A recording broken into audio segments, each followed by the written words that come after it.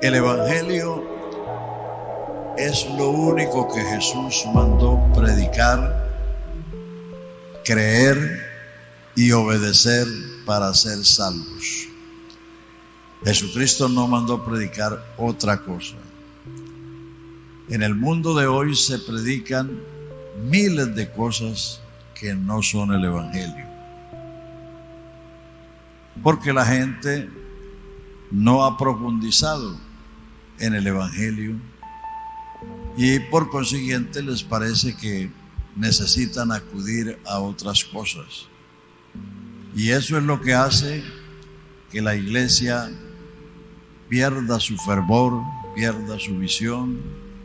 Eso es lo que hace que la iglesia se destiña. Entonces necesitamos insistir en la predicación del Evangelio, porque repito, el Evangelio es lo único que Jesús mandó predicar, creer y obedecer para ser salvos.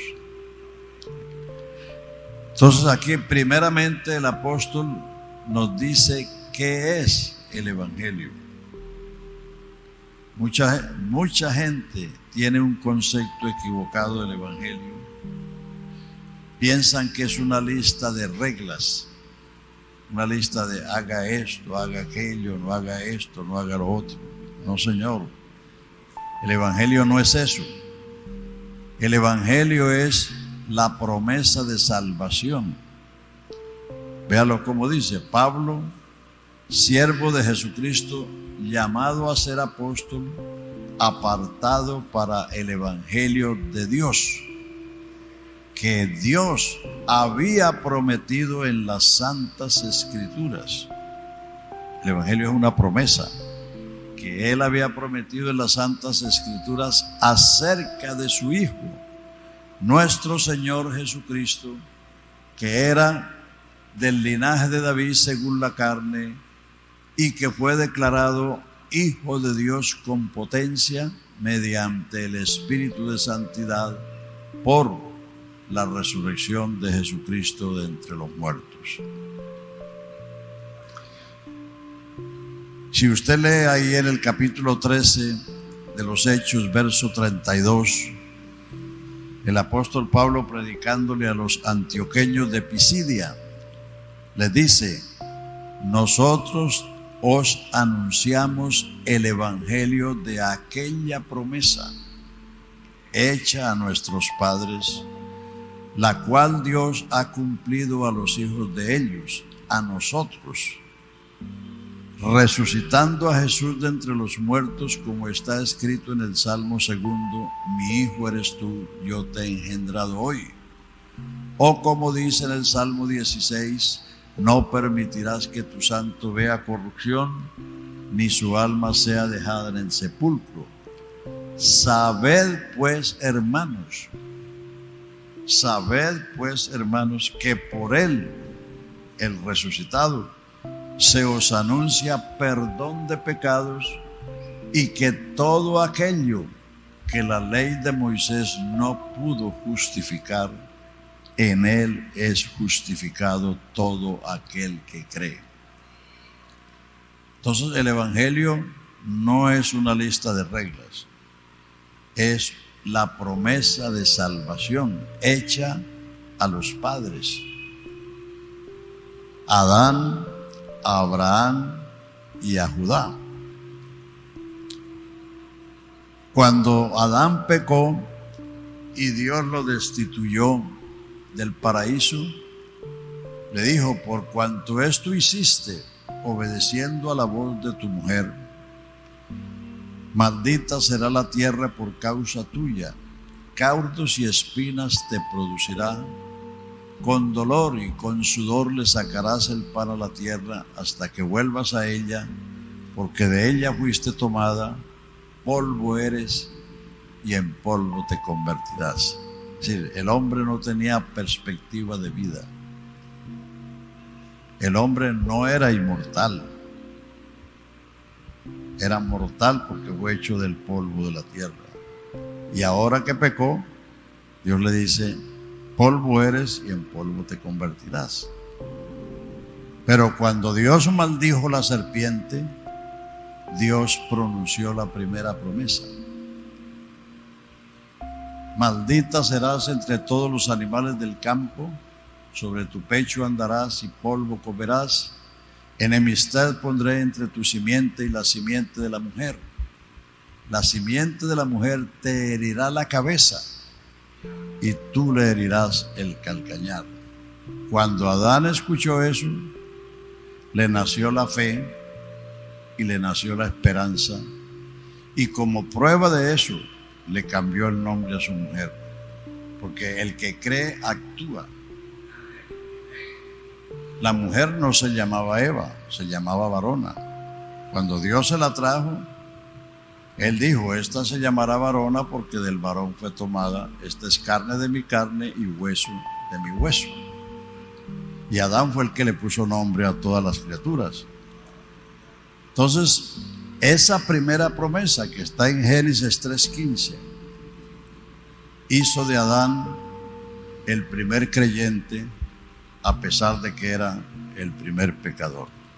Así que no lo manden para el infierno, porque Adán fue el primer creyente. La prueba es que le cambió el nombre a su mujer por Eva, que quiere decir madre de los vivientes, porque le nació la esperanza de vida. Él no tenía vida. Y el verso 22 del capítulo 3 de Génesis, dijo Dios, hablando con los querubines: ahora el hombre es como uno de nosotros, sabiendo el bien y el mal.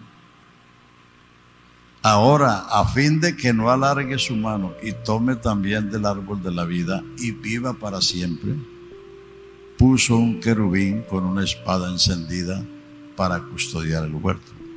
O sea que el hombre no era inmortal. El hombre, la inmortalidad, lo acabamos de leer ahí en 1 Timoteo. Cristo quitó la muerte y sacó a la luz la vida y la inmortalidad por el Evangelio. No hay inmortalidad sin Jesucristo. No. Entonces, ahí está la primera promesa. Por eso Pablo le dice a los antioqueños de Pisidia: nosotros os anunciamos el Evangelio de aquella promesa hecha a nuestros padres, la cual Dios ha cumplido a los hijos de ellos, a nosotros. ¿Cómo? ¿Cuándo? Resucitando a Jesús de entre los muertos, porque Él es la simiente de la mujer, sentándolo a su diestra, para que en Él se anuncie el perdón de pecados, y que todo lo que la ley de Moisés no pudo justificar, en Él es justificado todo aquel que cree. La segunda promesa se le hizo a Abraham, 12:3 de Génesis: en tu simiente serán benditas todas las naciones de la tierra.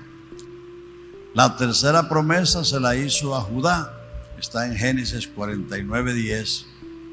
Cuando Jacob bendijo a sus 12 hijos, llegó donde Judá y le dijo: no será quitado el cetro de Judá, ni el legislador de entre sus pies, hasta que venga Silo, y los pueblos se congregarán a él. Silo quiere decir el reposo, el descanso. Aquel que dijo: venid a mí, todos los que estáis trabajados y cargados, que yo los haré descansar. Dice: y a él se congregarán los pueblos. Desde que él vino, la gente se ha congregado a Jesucristo. Esas son las promesas. Entonces el Evangelio es la proclama de que Dios hizo esas promesas y ya las cumplió.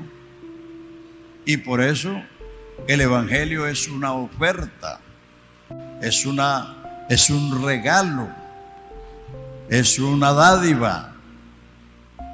El Evangelio no es un mensaje de juicio ni de condenación, porque Dios no envió a su Hijo para condenar el mundo, El mundo estaba condenado hacía 1500 años cuando vino la ley. El Evangelio es un mensaje de salvación. Y si quieren más, miremos algunas otras escrituras. Cuando el profeta Isaías 52:6, el Señor dice: por tanto mi pueblo sabrá mi nombre por esta causa, porque yo mismo que hablo, he aquí, estaré presente. Tranquilo, siéntese sin saludar, porque llegó después de la hora. Entonces, fíjese lo que sigue después de esa promesa. He aquí estaré presente. Fíjese lo que sigue el versículo siguiente. Cuán hermosos son sobre los montes los pies de los que llevan buenas nuevas del bien y de la paz. El Evangelio son buenas noticias del bien y de la paz. Hay predicadores que piensan que aterrorizando a la gente se van a convertir. No, nadie se va a convertir por eso. Cuando Jesús nació, los ángeles incursionaron en los campos de Judea, diciendo: gloria a Dios en las alturas y en la tierra, paz y buena voluntad de Dios para con los hombres. Cuando Jesús comenzó su ministerio, Lucas 4:16, después que Jesús fue bautizado y fue tentado, volvió a Nazaret, donde se había criado.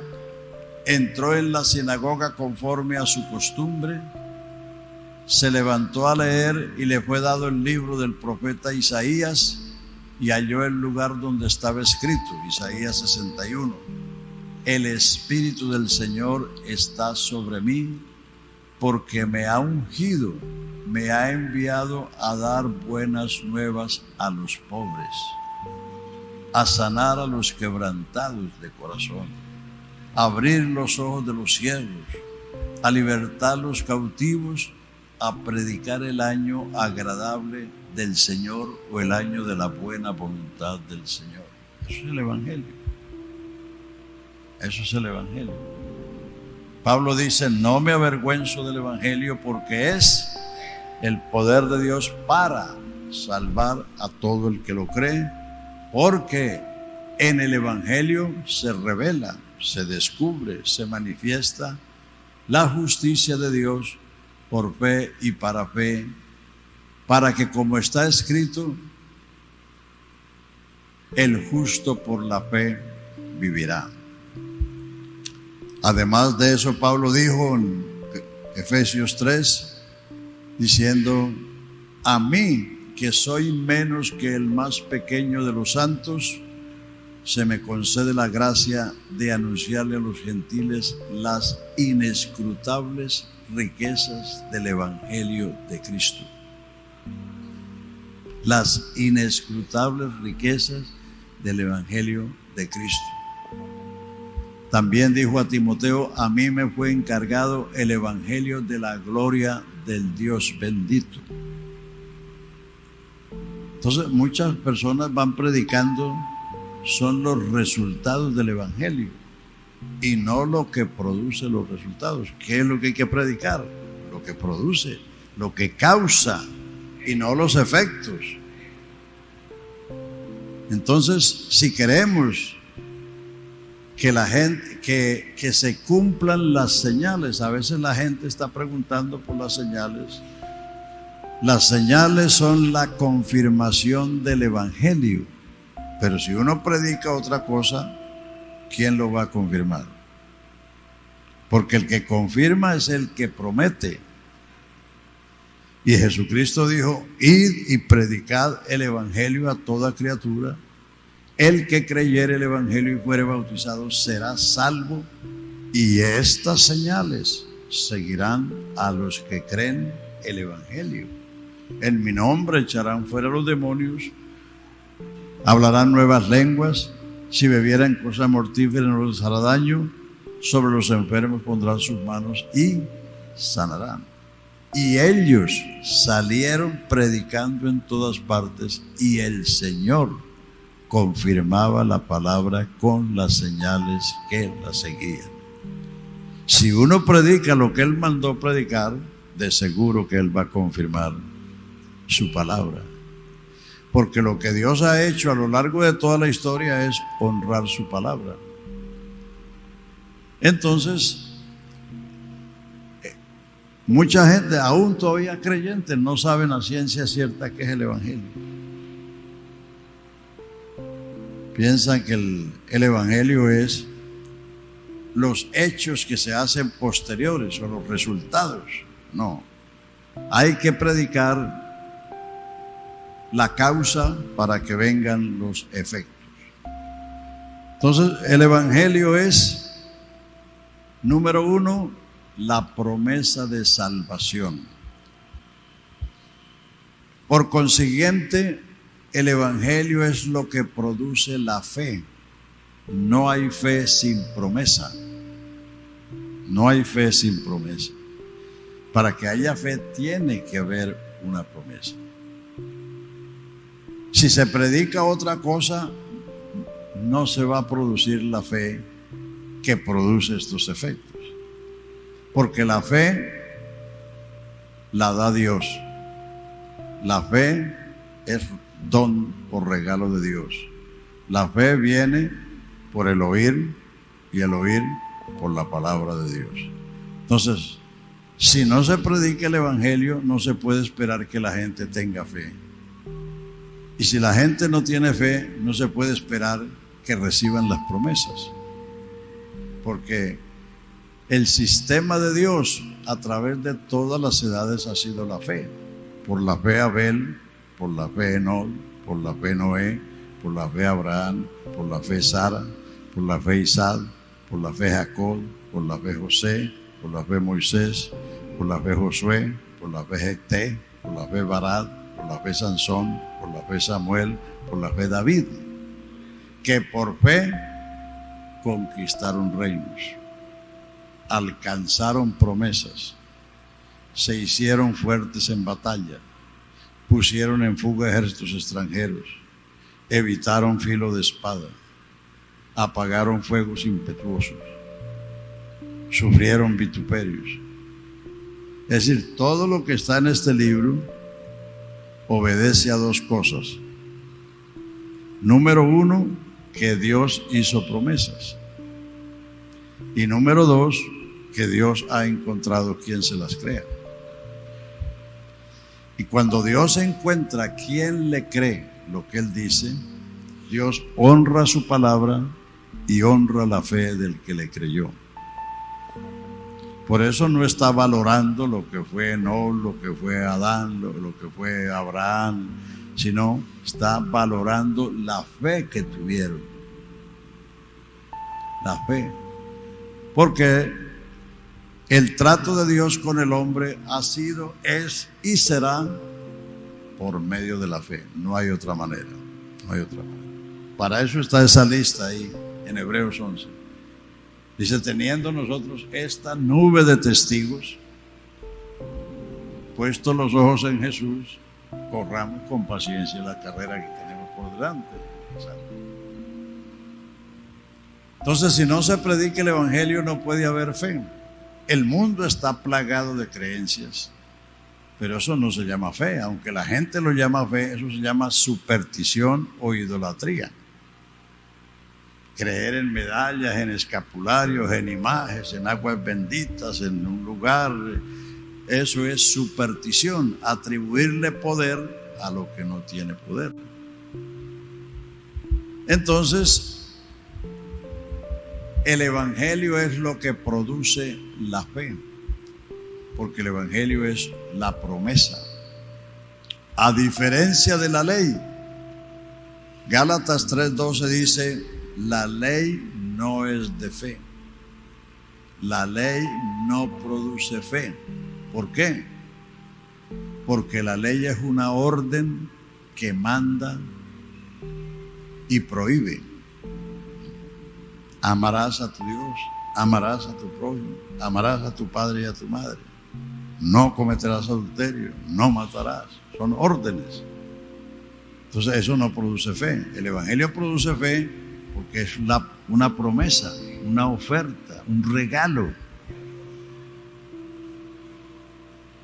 Entonces por eso hay que insistir que lo que le va a dar fe a la gente no es el alboroto, ni el ruido, ni nada de esas cosas, sino la palabra de Dios, las promesas de Dios. Fíjense que en el día de Pentecostés ni el estruendo ni las lenguas convirtieron a nadie. Por el contrario, la gente estaba perpleja, confusa, atónita, diciéndose unos a otros que quiere ser esto, y otros más ciegos dijeron: no, es que están borrachos. Pero Pedro se levantó y les dijo: no, estos no están borrachos porque son las 9 de la mañana, es la hora tercera del día, sino que esto es lo que dijo el profeta Joel, que en los postreros días dice Dios: derramaré de mi espíritu sobre toda carne, y vuestros hijos y vuestras hijas, vuestros siervos y vuestras siervas profetizarán, y de cierto sobre ellos derramaré mi espíritu en aquellos días. Una vez que citó el cumplimiento de la profecía, agarró el mensaje. Vosotros sabéis cómo Jesús de Nazaret, varón poderoso en palabras y en hechos, que anduvo en Judea y en Jerusalén sanando a los oprimidos del diablo, que fue entregado por determinado consejo y providencia de Dios en manos de los inicuos, quien le crucificaron. A este levantó Dios al tercer día, y exaltado por la diestra de Dios, habiendo recibido la promesa del Padre, ha derramado esto que vosotros veis y oís. Sepa pues ciertísimamente toda la casa de Israel que a este Jesús que vosotros crucificasteis, Dios lo ha hecho Señor y Cristo. Eso fue lo que arrancó la pregunta. Varones, hermanos, ¿qué haremos? Cuando uno dice eso es porque está perdido. Y el auditorio que tenía Pedro no era auditorio de paganos, era gente más devota que todos nosotros, porque habían ido desde Europa hasta Jerusalén, desde África hasta Jerusalén, a celebrar la fiesta de Pentecostés.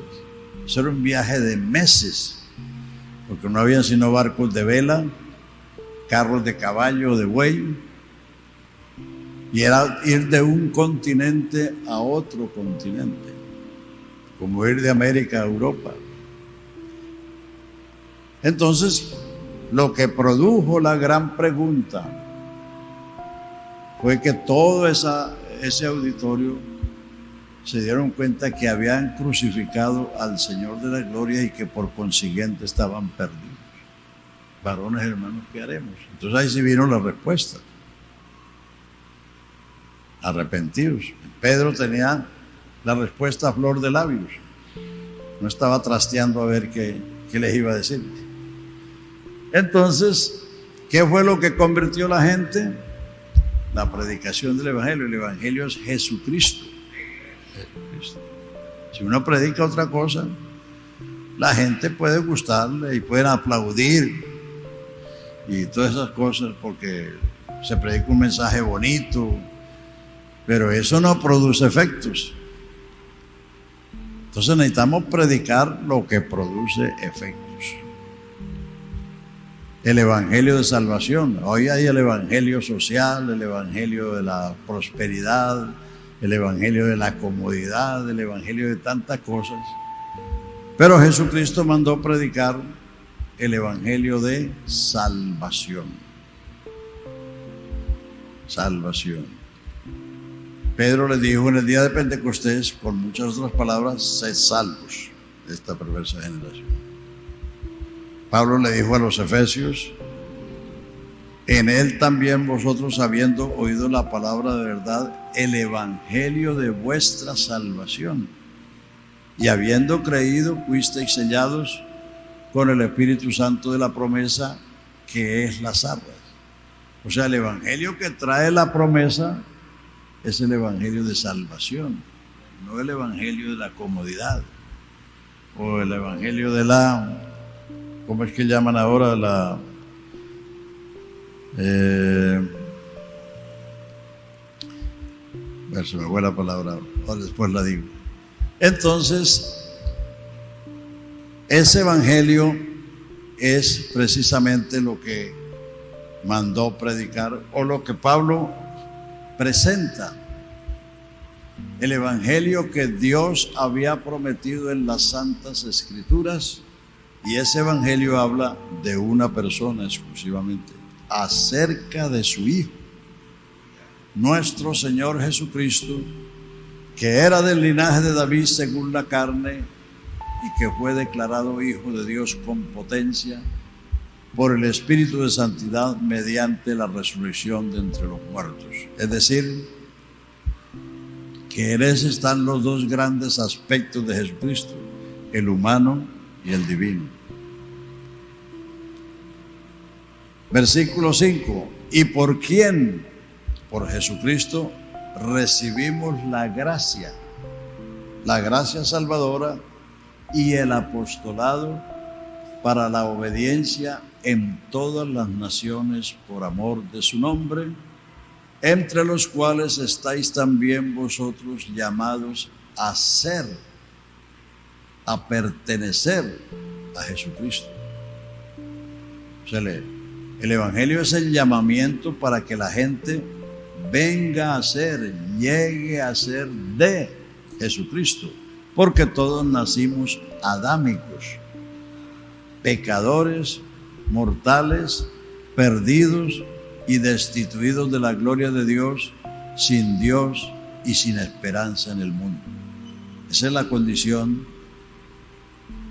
esa es la herencia adámica, esa es la condición con que todos los seres humanos nacimos. El mundo es una selva humana, ahí nacimos todos. El evangelio es el llamamiento para salir de esa selva humana y venir a Jesucristo para ser pueblo suyo, iglesia suya, viña suya, plantío suyo, árboles suyos, etc. Entonces, el evangelio produce un cambio radical, un cambio total, sencillamente porque el evangelio es la potencia de Dios para salvar a todo el que lo crea, sea judío, sea griego, sea quien sea. Entonces ahí en esos versículos tenemos el origen del evangelio. El evangelio es de Dios, apartado para el evangelio de Dios. Las religiones tienen su cuna en esta tierra. El budismo, que tiene más de 3000 años, nació en la India. El romanismo, que nació en Roma, nació en el siglo IV. El Islam, que es la religión que ahora está arrollando porque son los que tienen los petrodólares, nació en el Medio Oriente, en la Meca, en el año 630 después de Cristo. Y si uno va buscando el origen de las religiones, todas ellas tienen su cuna en la tierra y tienen a un mortal o a varios mortales por sus autores o sus fundadores. Pero el evangelio es de Dios.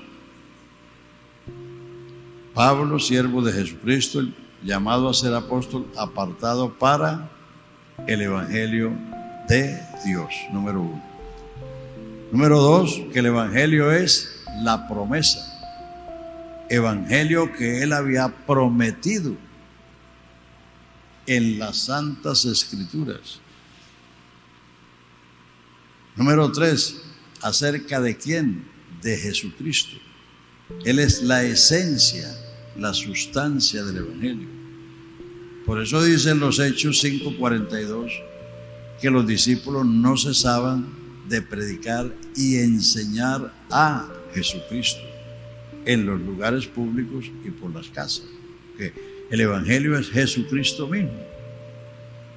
El hijo de David según la carne, pero declarado hijo de Dios con potencia por la resurrección de entre los muertos.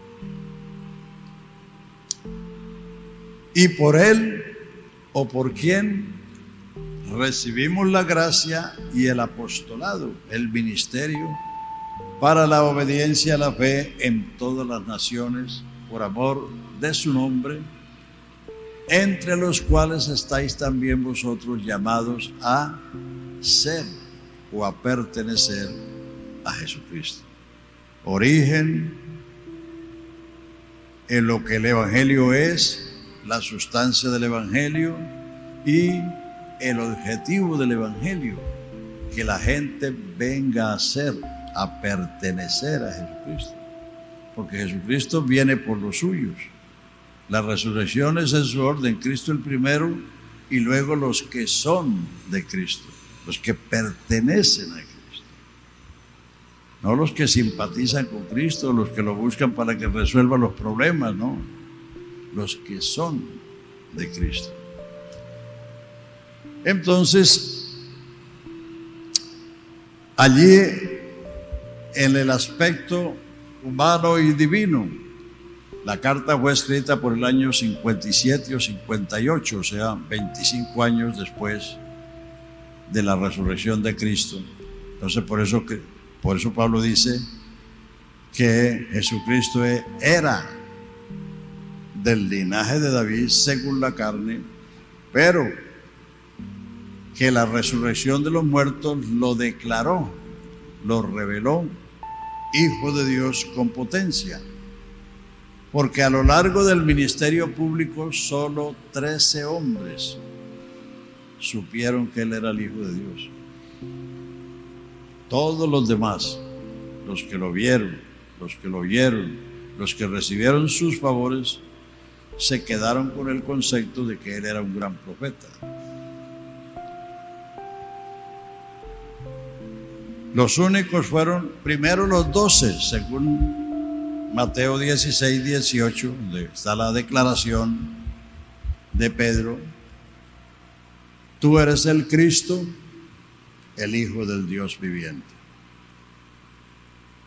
Todos los demás no sabían que él era el Hijo de Dios, y por eso él mandó encubrir su identidad. Dijo: a nadie digan que yo soy el Cristo. Ahí está en 16, 20. A nadie digan que yo soy el Cristo. Porque si los israelitas hubieran conocido que él era el Señor de la gloria, no lo hubieran crucificado. Entonces, por eso él encubrió su identidad. Pero los discípulos sí lo sabían. Y el otro que lo supo fue Natanael, también por revelación. Juan 1, del 45 en adelante, dice que Felipe halló a Natanael y le dijo: hemos hallado al Mesías, aquel de quien escribió Moisés y los profetas, a Jesús de Nazaret. Y Natanael le dijo: ¿y de Nazaret puede salir algo bueno? Felipe le dijo: ven para que veas. Y cuando Natanael caminaba hacia Jesús, Jesús le dijo: he aquí un verdadero israelita, en el cual no hay engaño. Entonces él dijo: ¿de dónde me conoces? Y el Señor le dijo: antes que Felipe te llamara, cuando estabas debajo de la higuera, te vi. Entonces se dio cuenta que estaba ante el omnisciente.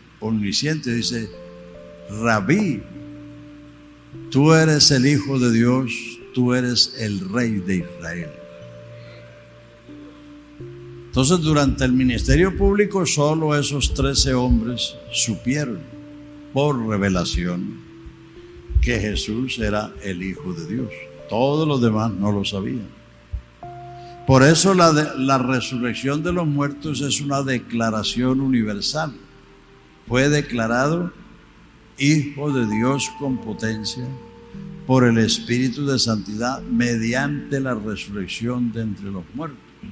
O sea que la resurrección demostró que Él es lo que Él dijo ser, que Él es lo que los profetas dijeron de Él.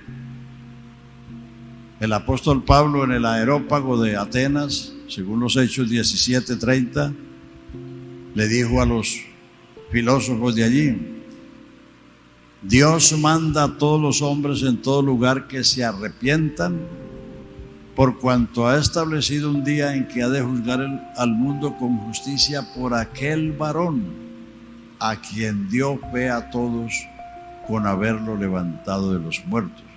O sea que la resurrección de los muertos es el milagro más grande, y eso debe convencer a todo el mundo que Jesús es lo que Él dijo ser.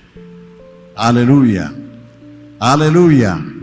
Entonces, por eso la resurrección es el milagro mayor. Jesús le dijo a los judíos que le pedían señales, dijo: a la generación adúltera y pecadora no se les será dada señal, sino la señal de Jonás profeta, que como estuvo 3 días en el vientre del gran pez, así estará el Hijo del Hombre en el corazón de la tierra. Entonces, ahí tiene una descripción de lo que es el Evangelio, el origen, la promesa, la esencia y el objeto o el objetivo del Evangelio, que la gente venga a ser o llegue a ser de Jesucristo. Pasando al verso 17, entonces dice: porque en el Evangelio se revela, se descubre la justicia de Dios por fe y para fe, para que, como está escrito, el justo por la fe vivirá. Es fácil entender que la venida de Cristo al mundo y su obra redentora es fruto del amor y de la gracia de Dios. Pero la Biblia enfatiza el hecho de que esa fue la revelación de la justicia de Dios. Por eso dice el 1:17 es el versículo clave de la carta a los romanos. En el Evangelio se descubre, se revela, se manifiesta la justicia de Dios por fe y para fe, para que, como está escrito, el justo por la fe vivirá. La justicia estaba prometida en el Antiguo Testamento. El Salmo 98, versículo 2, dice: Jehová ha desnudado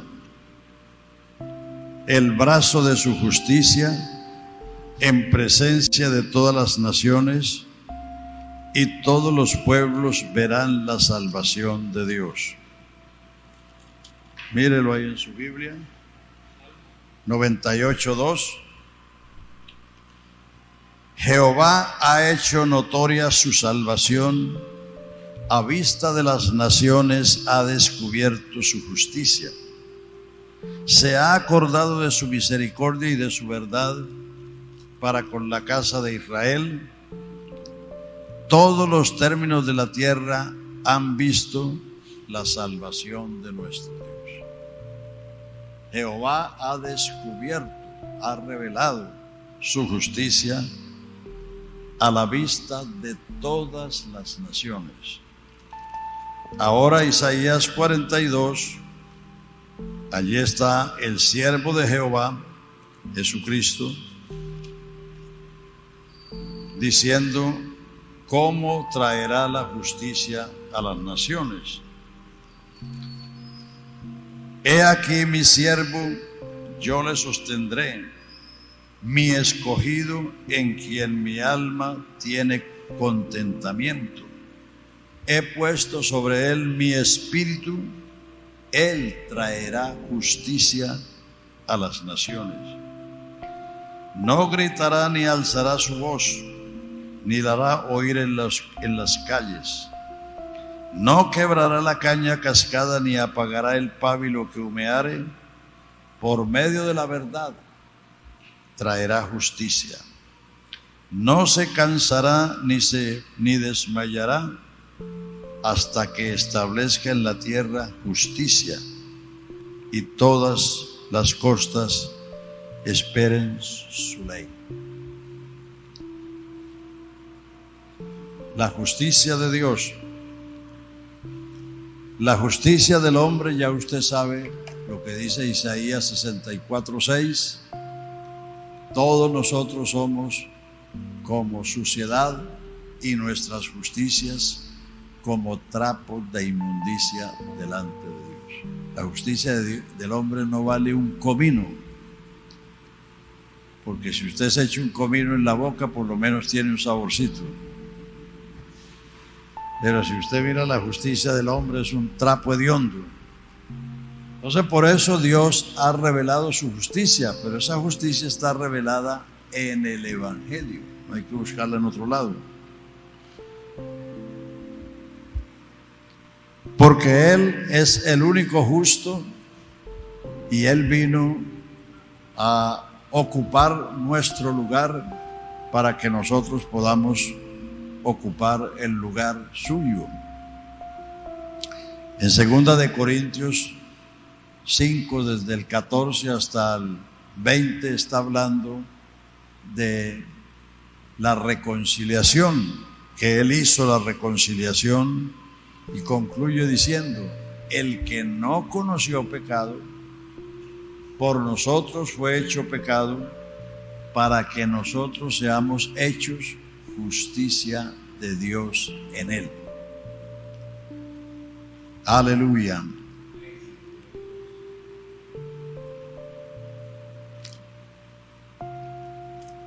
Solo la justicia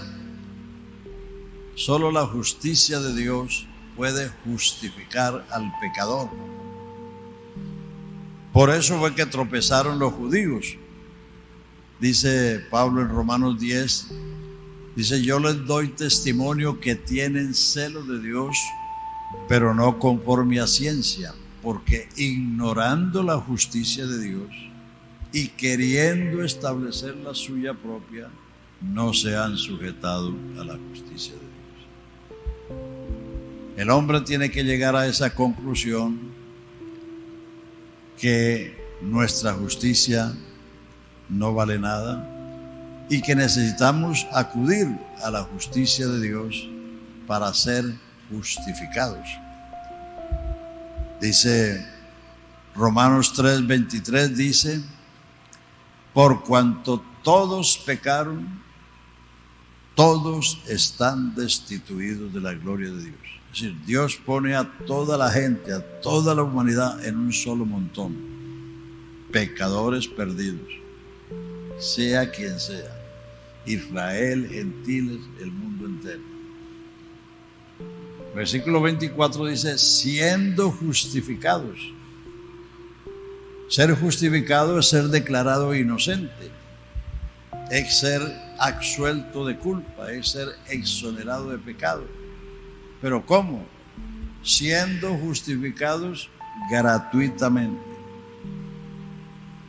por su gracia, el favor inmerecido, mediante la redención que es en Cristo Jesús, a quien Dios puso como propiciación por medio de la fe en su sangre, habiendo pasado por alto en su paciencia los pecados pasados, con la mira de manifestar en este tiempo su justicia, la de Jesucristo, a fin de que Él sea el justo y el que justifica al que es de la fe de Jesús. Es la única manera. Justificado es una persona que ha sido hecho justo, no que era justo. Entonces,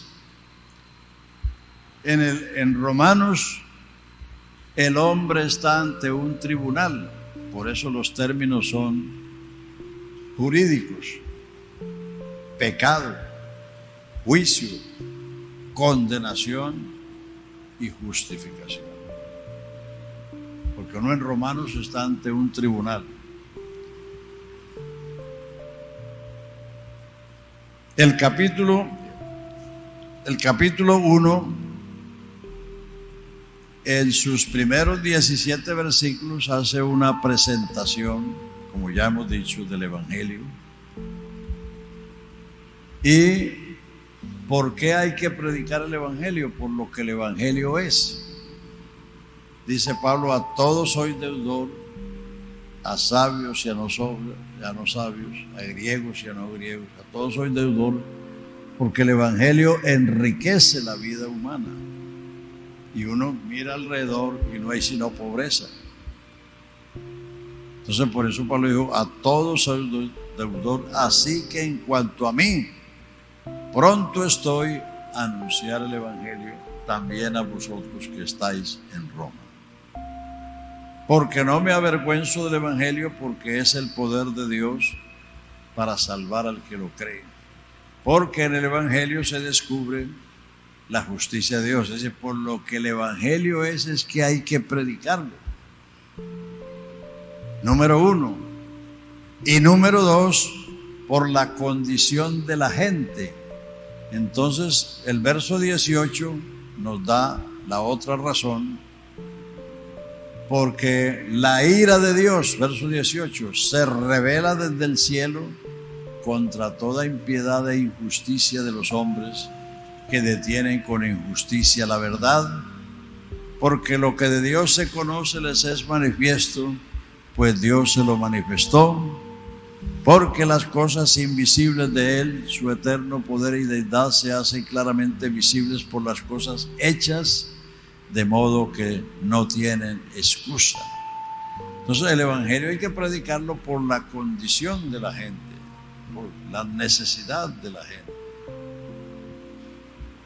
pero principalmente por lo que el Evangelio es, lo que el Evangelio significa.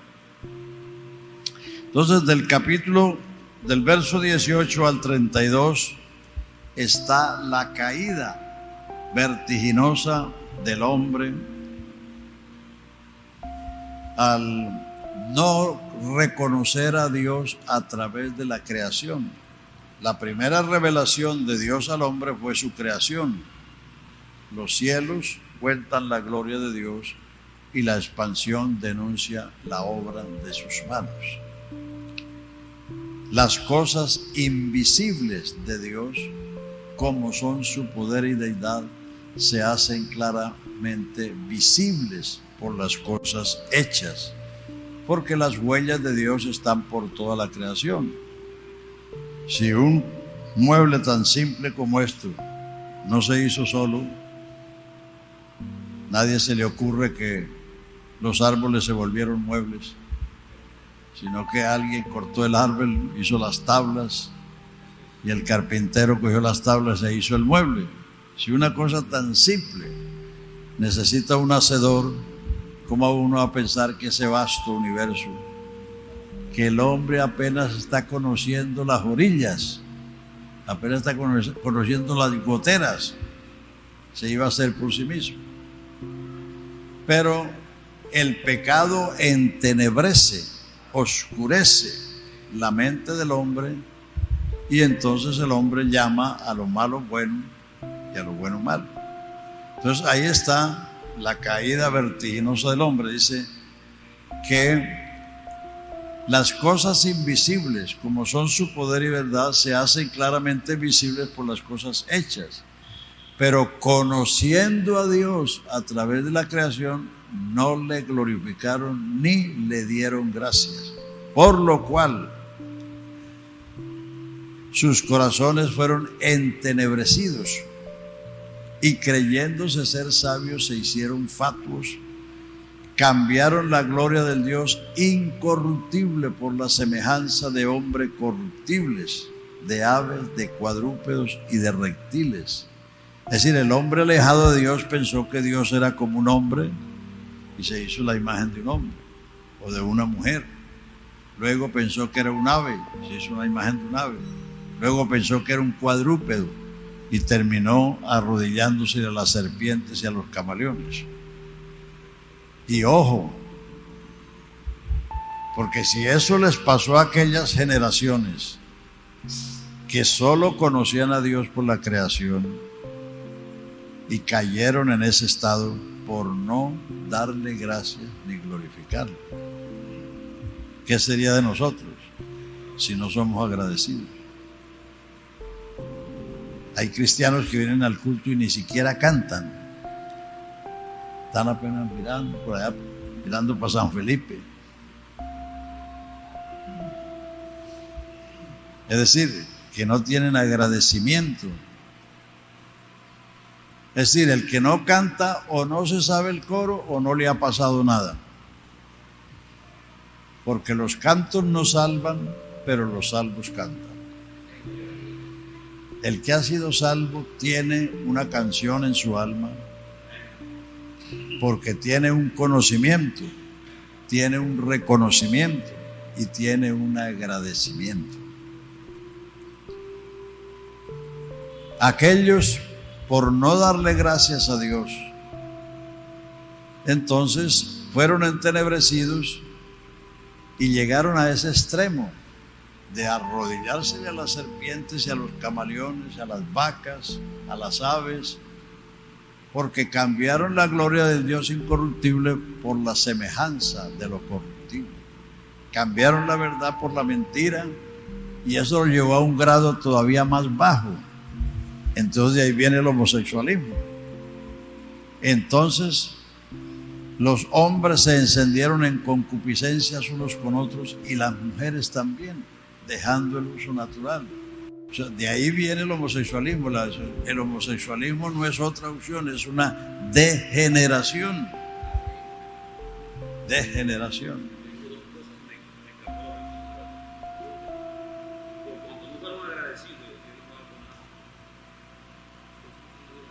Sí, que cayeron en eso de cambiar al Dios incorruptible por lo corruptible y cambiaron la verdad por la mentira, dando culto a las criaturas en vez de darle al Creador, el cual es bendito por los siglos. Y eso no es cosa del lejano pasado, todavía eso sucede. Entonces, de esa degeneración pasaron a la otra. A los hombres, claro, ya un homosexual ya no es hombre, ni una lesbiana ya no es mujer. Han cambiado lo natural por lo que es contra naturaleza, y eso es una degeneración. Eso es lo que es.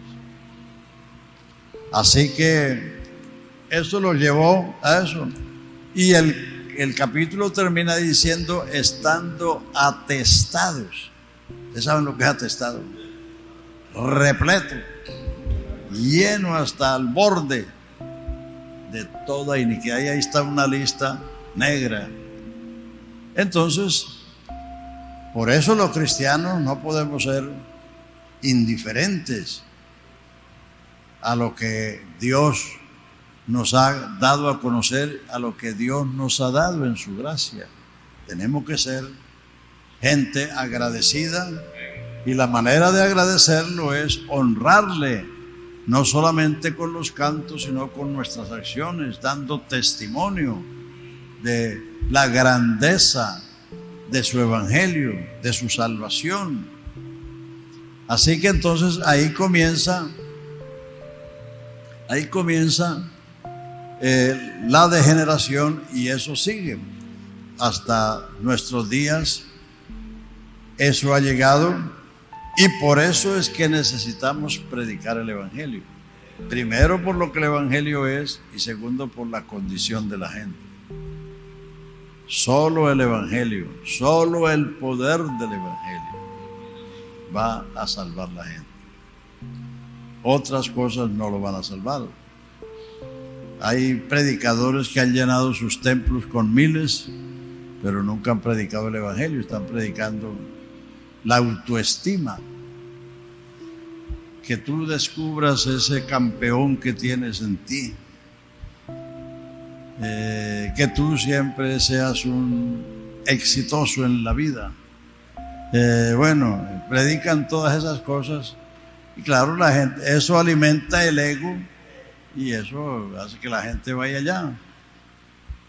Una hermana que estaba descarriada allá en Miami hace años. Entonces yo comencé a hablarle. Yo no, pero es que yo no quiero ir a la iglesia donde me hagan sentir mal, donde me hablen de pecado. Figúrese, y estaba descarriada. Quería que le hablaran que no, que para levantarle la autoestima. El único que levanta la autoestima es Jesucristo. Aleluya, porque Él es el que realiza la vida del ser humano. Los otros no son ni siquiera aspirinas. Ni siquiera aspirinas. Entonces viene el capítulo 2 y ahí viene el juicio de Dios contra el pecado. Contra el pecado, que dice allí entonces: pero que tú que juzgas y haces lo mismo, piensas que escaparás del juicio de Dios, porque en todos los tiempos han habido los moralistas, los que señalan a los demás por los pecados vulgares que cometen, y ellos se creen que están exentos de eso. Pero entonces en el capítulo 2 dice: por lo cual tú que juzgas, por lo cual eres inexorable, hombre, quien quiera que seas tú que juzgas, pues en lo que juzgas a otro te condenas a ti mismo, porque tú que juzgas haces lo mismo. Mas sabemos que el juicio de Dios contra los que practican tales cosas es según verdad. Aquí están los 7 principios por los cuales Dios va a juzgar el mundo. Y piensas, hombre, tú que juzgas a los que hacen lo mismo, que tú escaparás del juicio de Dios, o menosprecias las riquezas de su benignidad, paciencia y longanimidad, ignorando que la benignidad de Dios te guía al arrepentimiento.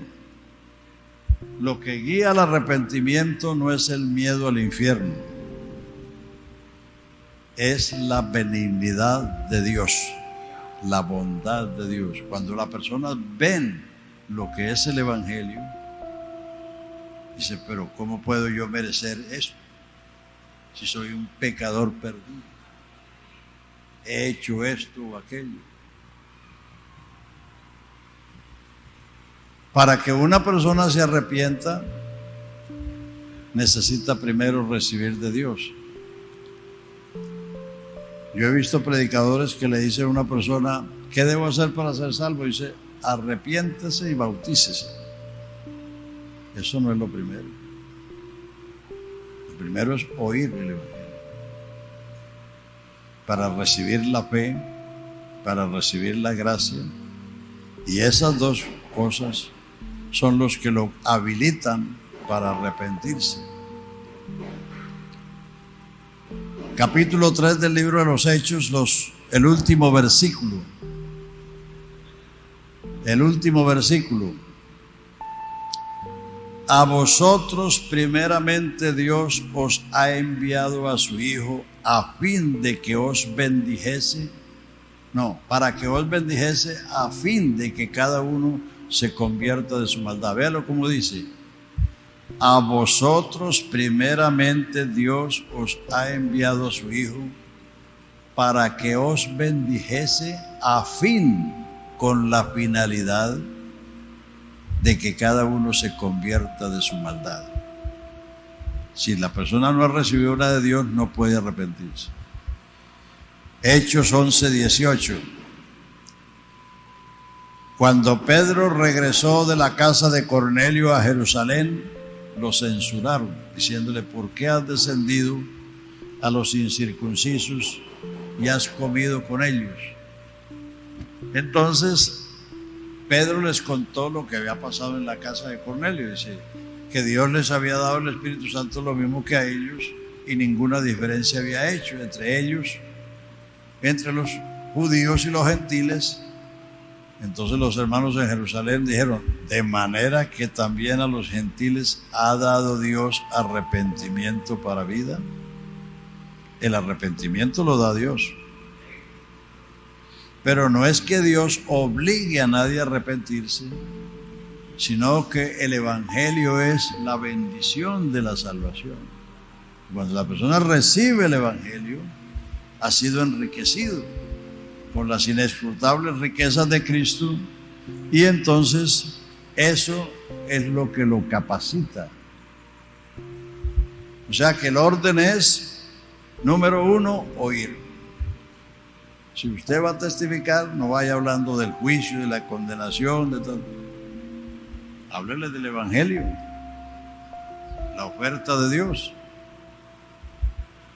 Si la persona recibe la palabra, Dios ha tendido un puente entre él y esa persona. La fe no va de aquí para allá, la fe viene de allá para acá. La fe es don de Dios, es regalo de Dios. La fe la da Dios. ¿Cómo la da?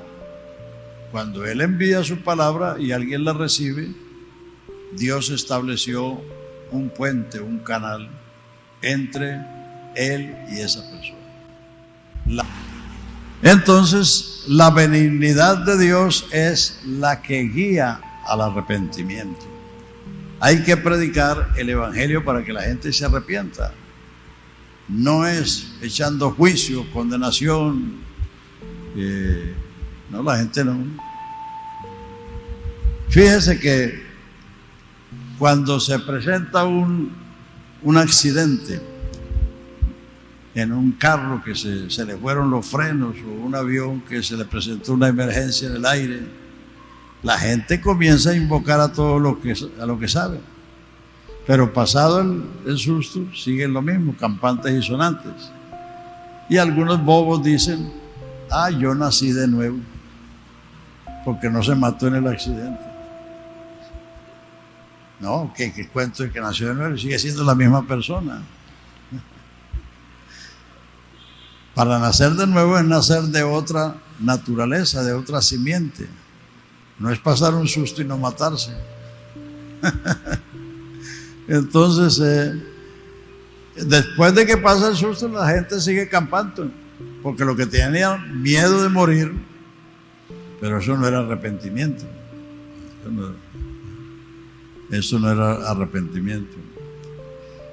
Bueno, entonces aquí tenemos los 7 principios por los cuales Dios juzgará el mundo. Mírenlo ahí en el capítulo 2 de Romanos. Mas sabemos que el juicio de Dios contra los que practican tales cosas es según verdad. El primer principio. Y piensa esto, hombre, que tú que juzgas a otros y haces lo mismo, que tú escaparás del juicio de Dios, o menosprecias la benignidad de Dios, ignorando que te guía al arrepentimiento. Porque por tu dureza y por tu corazón no arrepentido atesoras para ti mismo ira para el día de la ira y de la revelación del justo juicio de Dios. Justo juicio. Segundo punto. El cual pagará conforme a sus obras. Tercer principio. Vida eterna a los que perseveran en bien hacer y buscan gloria e inmortalidad. pero ira y enojo a los que son contenciosos y no obedecen a la verdad, sino que obedecen a la injusticia. Tribulación y angustia al ser humano que hace lo malo, al judío primeramente y también al griego, pero gloria, honra y paz a los que hacen lo bueno, al judío primeramente y también al griego. Porque no hay acepción de personas para con Dios. En esto es que Dios no hace acepción de personas en el juicio. Tercero. Porque en otras cosas se hace. ¿Son todos apóstoles? ¿Son todos profetas? ¿Son todos maestros? No. Entonces Dios ya hace acepción en otras cosas. Porque todos los que sin ley han pecado, sin ley también perecerán. Y todos los que bajo la ley han pecado, por la ley serán juzgados. Porque no son los oidores de la ley, sino los justos ante Dios. No serán los oidores de los justos ante Dios, sino los hacedores de la ley. O sea, no por el conocimiento, sino por la práctica. 4. Porque cuando los gentiles que no tienen ley hacen lo que por naturaleza es de la ley,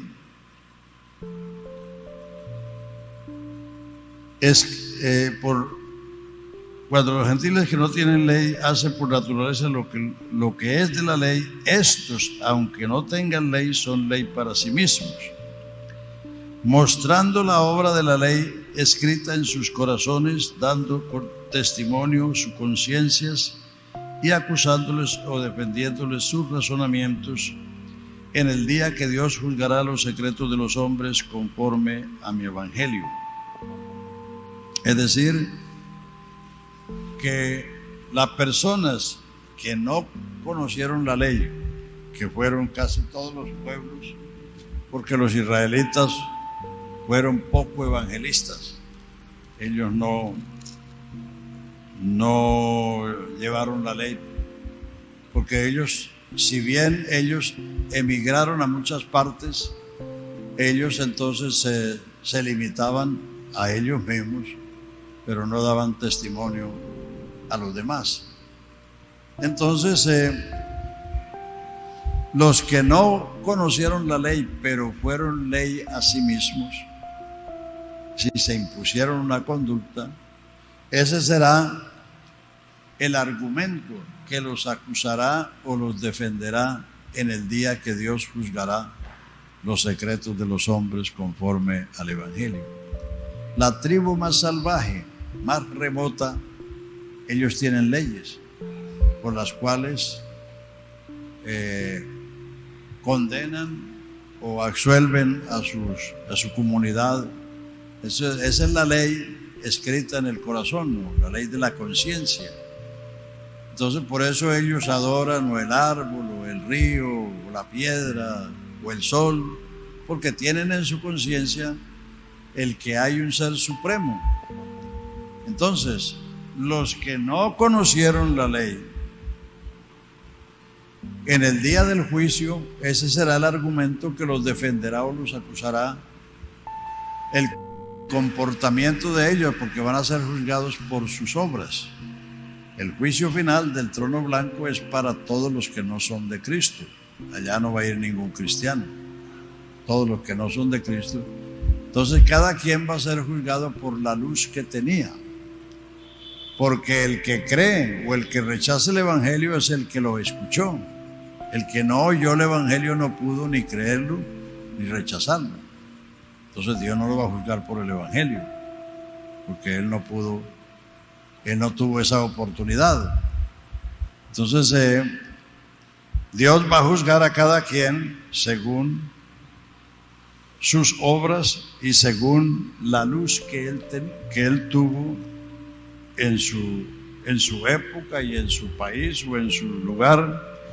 Ese es el otro punto. Y luego empieza con los judíos, porque esos primeros aparte se refiere al mundo gentil.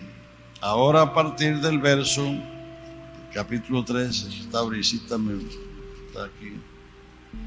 A partir del verso 3 del capítulo 2 del verso 17. Aquí la emprende con los judíos. He aquí que tú tienes el sobrenombre de judío, te apoyas en la ley y te glorías en Dios. Y conoces la voluntad, y conoces su voluntad, e instruido por la ley apruebas lo mejor. Y confías en que eres guía de los ciegos, luz de los que están en tinieblas, instructor de los indoctos, maestro de niños, que tienes en la ley la forma de la ciencia y de la verdad. Tú pues que enseñas a otro, no te enseñas a ti mismo. Tú que predicas que no se ha de hurtar, hurtas. Tú que dices que no se ha de adulterar, adulteras. Tú que abominas a los ídolos, cometes sacrilegio. Tú que te jactas de la ley, con infracción de la ley deshonras a Dios. Porque como está escrito, el nombre de Dios es blasfemado entre los gentiles por causa de vosotros, los judíos.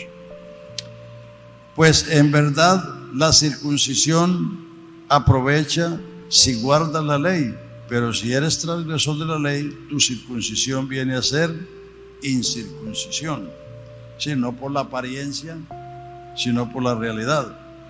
Si pues el incircunciso guarda las ordenanzas de la ley, no será tenida su incircuncisión por circuncisión. Y el que físicamente es incircunciso, pero guarda no por las formas o por las apariencias, sino por la realidad, es que va a ser juzgada toda la persona. Entonces, de Adán al Sinaí es antes de la ley.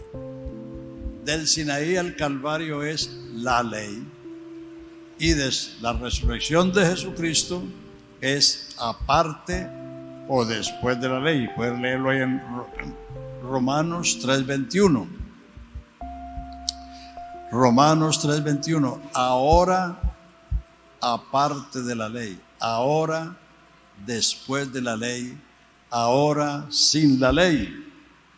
¿Qué pasó? Se ha manifestado la justicia de Dios, testificada por la ley y por los profetas, la justicia de Dios por la fe en Jesucristo, para todos los que creen en Él, porque no hay diferencia, por cuanto todos pecaron y están destituidos de la gloria de Dios, siendo justificados gratuitamente por su gracia. O sea, con la resurrección de Jesucristo nació la etapa después de la ley, nació la dispensación de la gracia, la dispensación del Espíritu y la dispensación de la iglesia. En esas dispensaciones que estamos, ahí es donde tenemos que estar ubicados y ahí es donde tenemos que trabajar, no trastear con la iglesia para allá, para el Antiguo Testamento, o traer la ley o traer el desierto para la iglesia, no.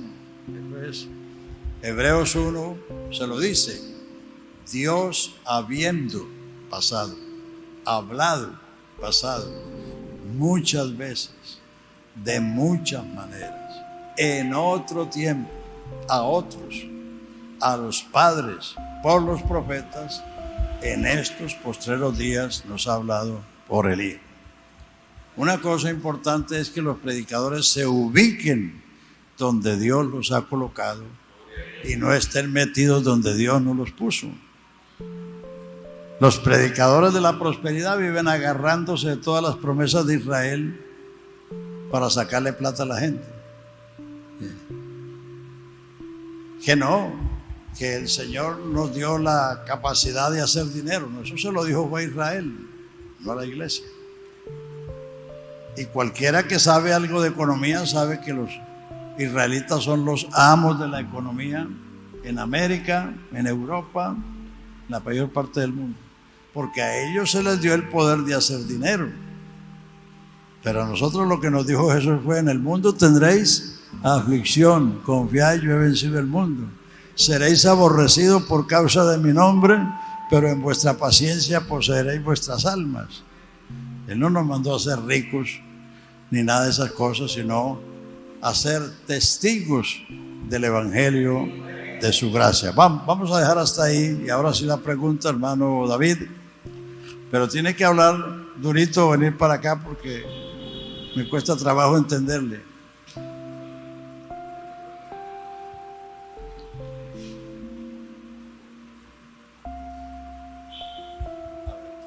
Gracias, hermano Liceo.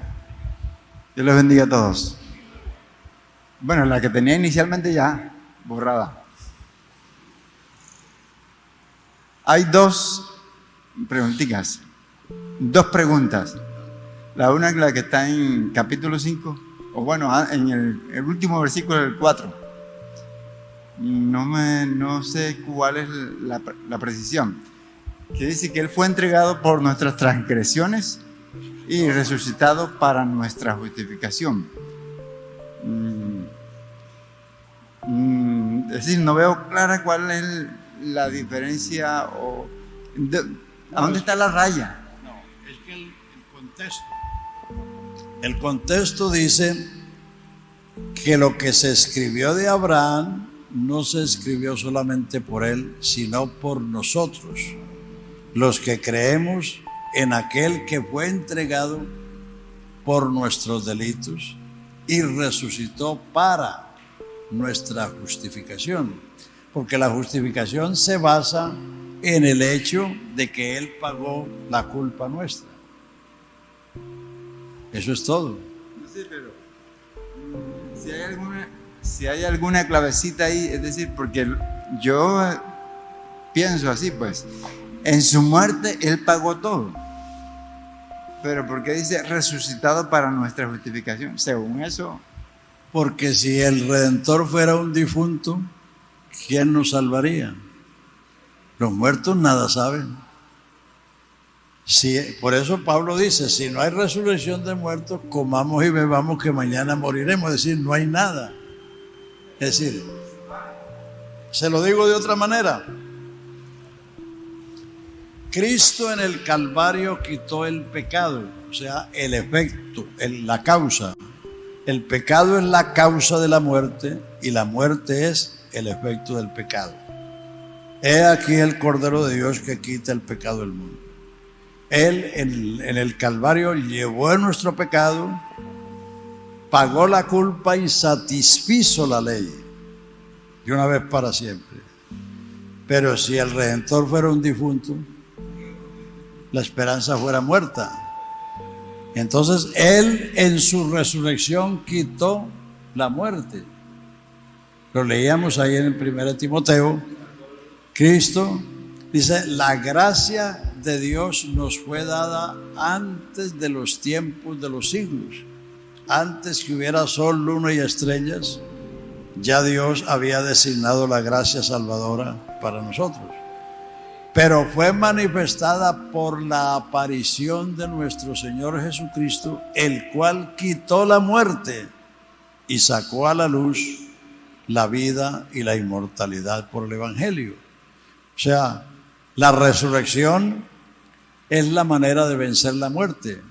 Nadie va a vencer la muerte evitando morir. Está establecido que el hombre muere. Pero la resurrección es la muerte de la muerte.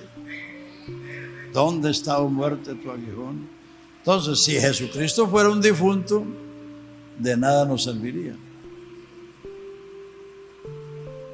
La razón de que Jesucristo es el único que salva es porque dice, tiene un sacerdocio inmutable, vive perpetuamente para salvar eternamente a todos los que le invocan, porque Él vive. Los demás son difuntos. Entonces, es decir, si Él hubiera muerto simplemente, pero no hubiera resucitado, estaríamos perdidos. ¿La otra cuál es? Bueno, la otra es, no algo que usted haya dicho ahora, pero lo acabo de mencionar. Yo he enseñado a decir a los que estoy dándole clase bautismal, le digo, bueno, nosotros tenemos, Dios nos ama y es misericordioso y todo eso. Él puede perdonar nuestros pecados, pero resulta que Él es justo. Y en la justicia de Dios, Él no puede pasarnos por alto así, como dice, bien, bien, bien. Entonces, he dicho que precisamente en la cruz del Calvario Él pagó todo lo que nosotros merecíamos, todos nuestros pecados. Pero he oído una enseñanza y a veces que realmente Jesucristo, como he anunciado, el Cordero de Dios que quita el pecado del mundo, es decir, refiriéndose solo al pecado de rebelión de haber desobedecido, que los demás pecados Dios los podía perdonar. Pero entonces tengo esa inquietud, creo que ahí llevan todos los pecados. Sí. He aquí el Cordero de Dios que quita el pecado, no dice los pecados, sino el pecado del mundo. Entonces, pero de ahí se deriva, porque como dije antes, o se lo digo de otra manera, uno no es pecador porque peca, sino que peca porque es pecador. Si no hubiera nacido pecador, no pecara. Si usted no sembrara un naranjo, no tendría naranjas en su patio, porque cada quien da el fruto de su naturaleza. Entonces, una persona peca porque es pecador. Su naturaleza produce ese fruto. Entonces, Jesucristo quitó el pecado en el Calvario y en su resurrección quitó la muerte. Es decir, los dos grandes males del hombre son esos: el pecado y la muerte. El pecado entró por un hombre y por el pecado la muerte. La muerte pasó a todos los hombres por cuanto todos pecaron, y por cuanto todos pecaron, todos están destituidos. Esos dos hechos son la causa y el efecto de todo. Entonces, Jesucristo, es decir, como Dios no podía hacerse el de la vista gorda con el pecado. Es decir, siendo Dios justo, Él no podía perdonar al pecador siendo impío, como un juez. Si el juez está sentado aquí en el tribunal y le traen un criminal, si el juez lo absuelve, pues el juez es digno de ponerlo ahí en el banquillo, porque no ha hecho justicia, sino que ha violado la justicia. Entonces, Dios como Dios no podía pasar por alto el pecado. Por eso Él resolvió la cosa por sí mismo. Él se apropió un cuerpo. Él no le pidió a otro que hiciera eso. Él se apropió un cuerpo humano que pudiera morir, porque Dios solo tiene inmortalidad. Dios no puede morir. Entonces se apropió un cuerpo para que en ese cuerpo se cargara el pecado del mundo, se castigara el pecado y se satisfaciera la ley divina. Lo primero que hizo Jesucristo en el Calvario fue vindicar, satisfacer la ley. La ley decía muerte al pecador. El que no conoció el pecado, por nosotros fue hecho pecado y fue tratado como el mismo pecado, para que nosotros seamos hechos justicia de Dios en él. O lo que dice Romanos 8:3, lo que era imposible a la ley, por cuanto era débil por la carne, Dios, enviando a su Hijo en semejanza de carne de pecado, y a causa del pecado, condenó al pecado en la carne de su Hijo, para que la justicia que es por la ley se cumpliese en nosotros, que no andamos conforme a la carne, sino conforme al Espíritu. Por eso la salvación es una obra exclusiva de Dios. El hombre no puede añadir a eso. El hombre es el objeto de esa salvación, y lo que el hombre tiene que hacer es agradecido y corresponder a esa bondad de Dios de tomar él esa empresa de salvar al hombre de esa manera. Por eso la salvación es por gracia, gratuita. Y Y como dice la Biblia, la salvación pertenece a Jehová. Bueno, ¿hay alguna pregunta más? Hasta las 12 tenemos tiempo. Si hay alguna pregunta sobre lo dicho. Sí, hermano. Bueno, si no es kilométrica. Hermano Eliseo, es que donde leemos en San Mateo capítulo 4 respecto a la tentación del Señor, dice que el diablo lo llevó, en el verso 5, en el verso 8 repite que el diablo lo llevó.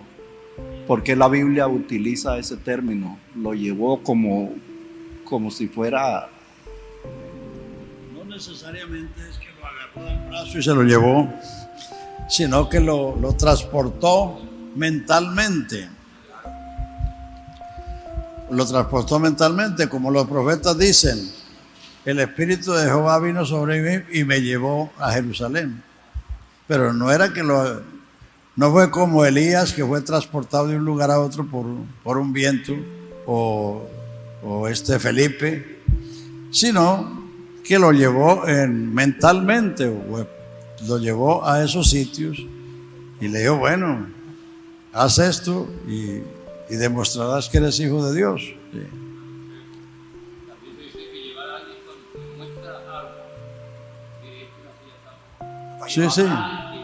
Sí, claro. Sí. Eso es lo que él hizo. Le mostró las cosas en el sitio. Si él estaba en el desierto, dice que lo llevó a las almenas del templo. Entonces le mostró eso. Sí.